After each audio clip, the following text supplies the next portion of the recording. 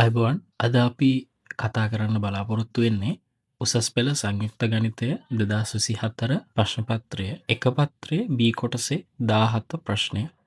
මේ ප්‍රශ්නය අපිට යොමු වෙලා තියෙන ත්‍රිකෝණමිතිය පාඩමෙන්.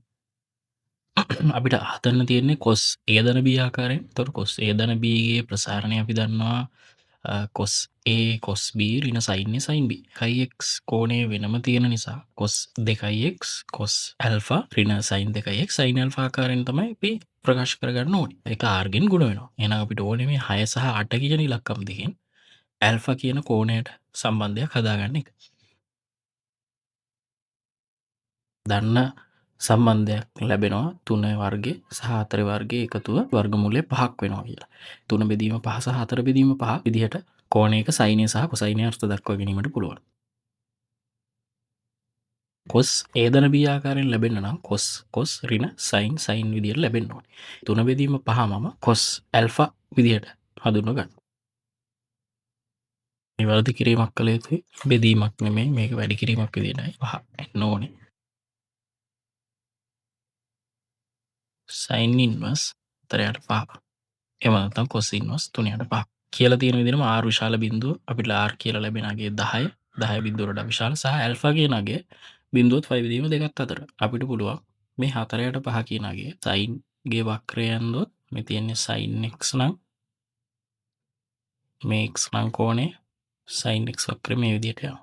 මෙතනදී මෙයාගේ උපරිම අගය ලැබෙනවා අපිට 5 බෙදීම දෙකක් වෙනකොට.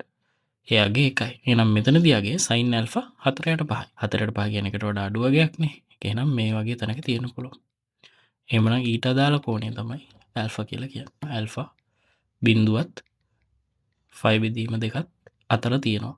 ඊළඟට අපිට කියලා තියෙනවා n 6යි cos 2x ඍණ 8යි sin 2x සමාන 5 විසඳන්න කියලා. මොනම් මේ කොටස දැන් අපිට ලියා ගන්න පුළුවන් 10යි cos 2යි x ධන ඇල්ෆා සමානයි 5. සාධාරණ ආකාරයෙන් මේ කෝණය ලියා ගන්න පුළුවන් 2x ධන ඇල්ෆා සමානයි 2යි n5 ධන හෝ ඍණ cos ඉන්වර්ස් භාගය. cos ඉන්වර්ස් භාගය කියන්නේ 60. 60 කියලා කියන්නේ 5 බෙදීම 3.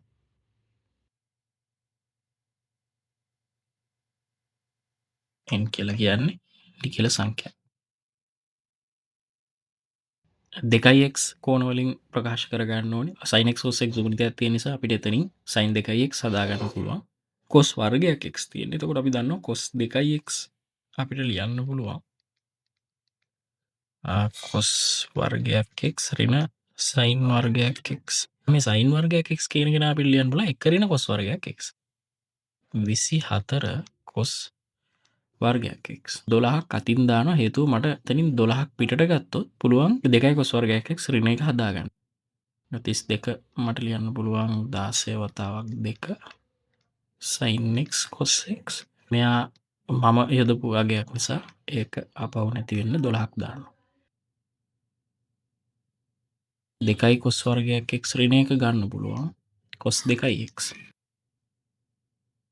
A කියලා කියන්නේ 12යි B ඍණ 16යි සහ C 12යි. අපිට කියලා තියෙනවා මේ ප්‍රකාශනයේ හොමගේ හොයන්න කියලා.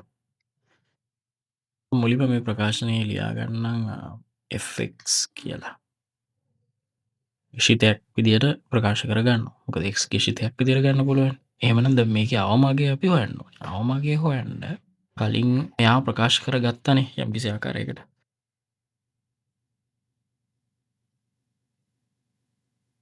කලිනුත් මේ විදිහටම 6යි cos 2x ඍණ 8යි sin 2x තිබුණා. අපි ආව ප්‍රකාශ කරගත්ත මේ ආකාරයෙන්.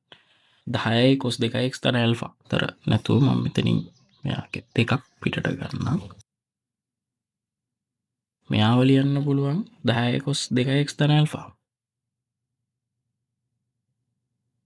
මෙතන තියෙන විශේෂත්වය තමයි කලින් අපිට මෙයාව මේ ආකාරයෙන් තියෙද්දි මේ ශිතේ හැසිරීම එකවර අඳුර ගන්න බැරි වුණාට දැන් මෙයා තනි ත්‍රිකෝණමිතික ශිතයක් විදිහට තමයි ලැබෙන්නේ. x අක්ෂය ඔස්සේ පිළිපසු තල්ලුවීමක් සිද්ධ වෙනවා. සහ දෙකෙන් ಗುಣ වෙලා තියෙන නිසා මෙයා x අක්ෂය ඔස්සේ විස්තරණයක් ඇදීමකට ලක් වෙන්න පුළුවන්. ශිතය නියත පදයකින් වැඩි වෙලා තියෙනවා. එහෙමනම් මෙයා y අක්ෂය ඔස්සේ විස්තරණය වෙනවා. ඒ වගේම 12ක් එකතු වෙලා තියෙන නිසා y අක්ෂය ඔස්සේ ඉහළට තල්ලු වීමක් සිද්ධ වෙලා තියෙනවා. ඒ තොරතුරු අපිට මේ ශිතය දිහා බලලා දැන් කියන්න පුළුවන්. මේ දත්ත ඇසුරෙන් බලමු මේ ශිතය අවමගේ කොහොමද අපි අපෝහණය කරගන්නේ කියලා. මේ ශිතයේ උපරිම සහ අවමගයන් අපි දන්නවා. මම දන්නවා cos කෝණය ඕනම එකක්. cosගේ පරාසය තියෙන්නේ එකත් ඍණ එකත් අතර. මේ ශිතයේ අවමගය අපිට ඍණ එකේදී ලැබෙනවා.